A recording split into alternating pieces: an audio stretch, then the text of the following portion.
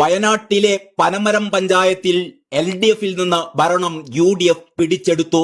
തൃണമൂൽ കോൺഗ്രസിൽ ചേർന്ന LDF പ്രതിനിധി ബെന്നി ചെറിയാന്റെ പിന്തുണയോടെയാണ് UDF-ന് പ്രസിഡന്റ് പദവി ലഭിച്ചിരിക്കുന്നത്.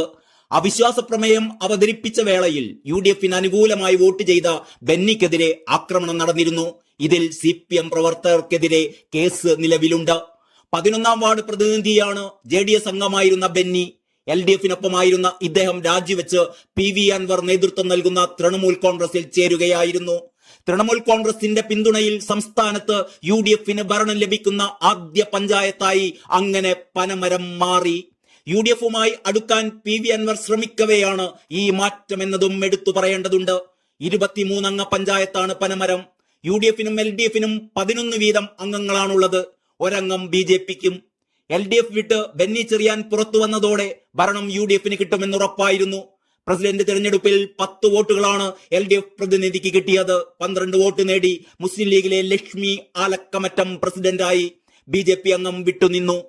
കഴിഞ്ഞ തദ്ദേശ തിരഞ്ഞെടുപ്പിൽ LDF-നും UDF-നും ഭൂരിപക്ഷമില്ലാത്തതിനെ തുടർന്ന് നറുക്കെടുപ്പിലൂടെയാണ് LDF-ന് ഇവിടെ ഭരണം ലഭിച്ചിരുന്നത്.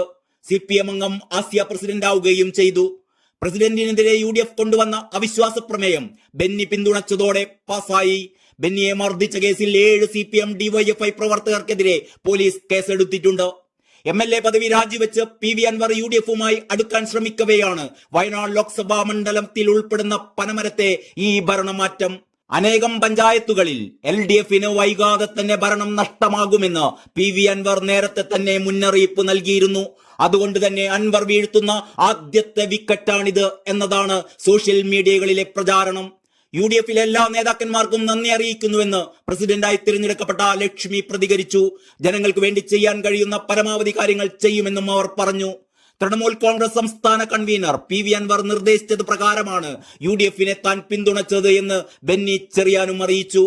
അതേസമയം PV അൻവർ ഇന്ന് പ്രതിപക്ഷ നേതാവ് നയിക്കുന്ന മലയോര ജാഥയുടെ ഭാഗമായി നിലമ്പൂർ മണ്ഡലത്തിന്റെ ഭാഗമായ എടക്കരയിൽ വെച്ചാണ് അദ്ദേഹം UDF ജാഥയിൽ പങ്കെടുത്തത്.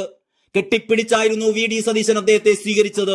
പിണറായി വിജയന്റെ ദുർഭരണം അവസാനിപ്പിക്കുകയാണ് ലക്ഷ്യമെന്ന് ജാഥയിൽ സംസാരിക്കവേ അൻവർ ആവർത്തിച്ചു പ്രഖ്യാപിച്ചു.